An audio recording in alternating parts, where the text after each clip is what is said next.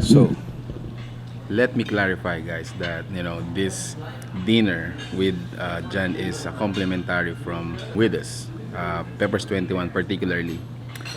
And kaming dalawa lang ni Jan, ito yung kinain namin. What a night!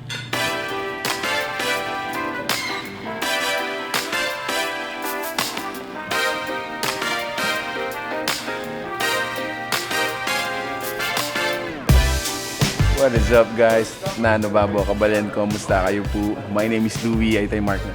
Kasama natin si Mark ngayon. And we were invited here sa Peppers 21 sa Widus Hotel and Casino dito sa Clark.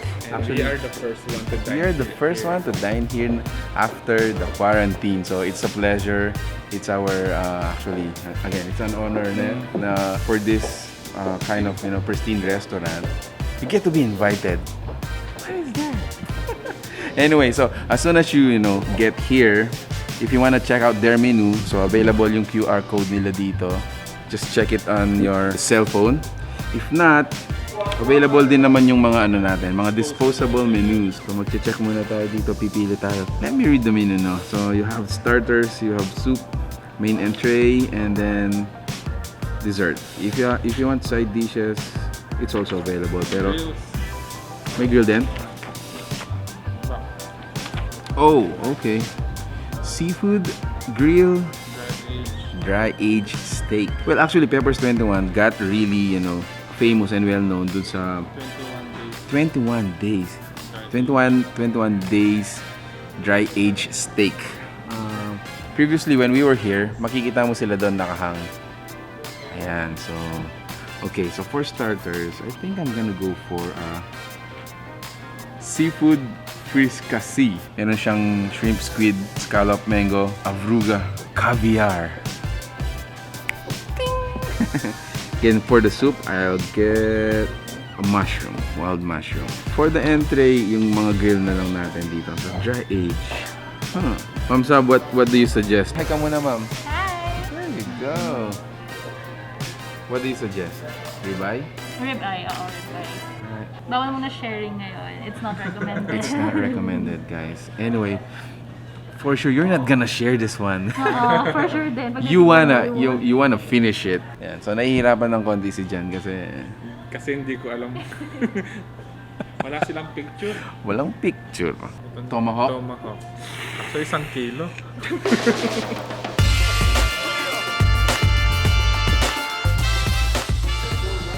So, first to arrive is the complimentary bread. From the look of it, guys, it looks like parang meat na siya.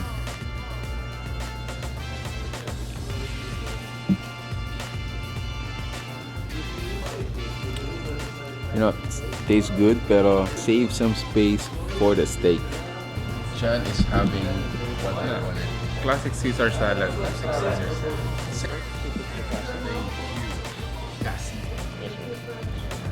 Sure, please.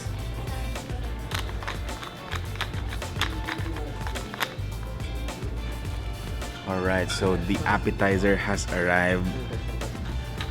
Let's do this, guys. Halfway our appetizer, dumating na yung mga soup natin. So what did you order? Minestrone. Minestrone. Minestrone. Para sa akin naman, guys, it's wild mushroom soup.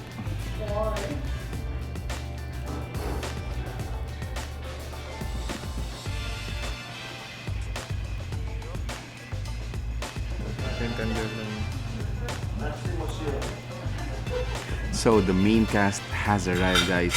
So si Jan, kinuha niya, in-order niya ay tenderloin. I ordered a ribeye.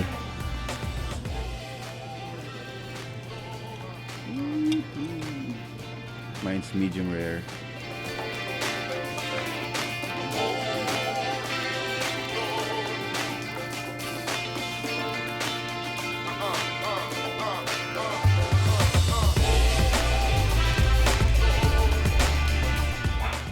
That is so delicious, guys.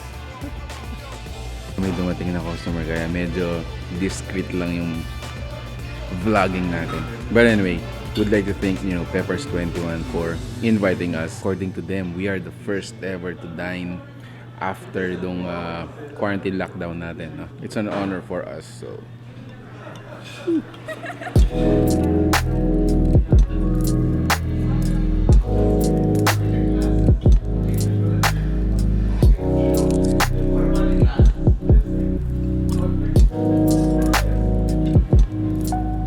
right, so the price of my steak is, if I cut it into pieces, no, evenly proportioned, and my estimate, this piece right here is 300 pesos.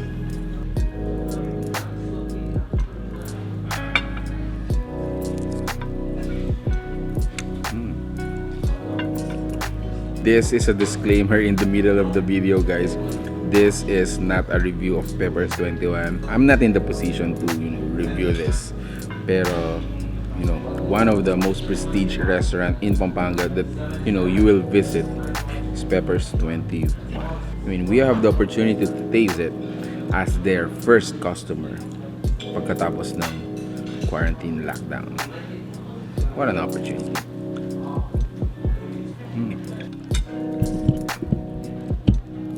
Kapag kumain ka dito, dapat take your time. Namnamin mo yung steak nila kasi one of the best steak in Pampanga. So, here's the menu. Yan. So, ang ginawa namin ni Jan, chinek namin lahat ng mga in-order namin. And, yeah, we're gonna sum it up. Total ng kinainan. Let's check it. Check lang natin kung magkano.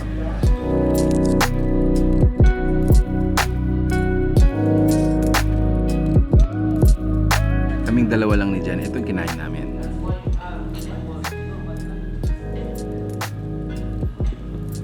What a night. What a night.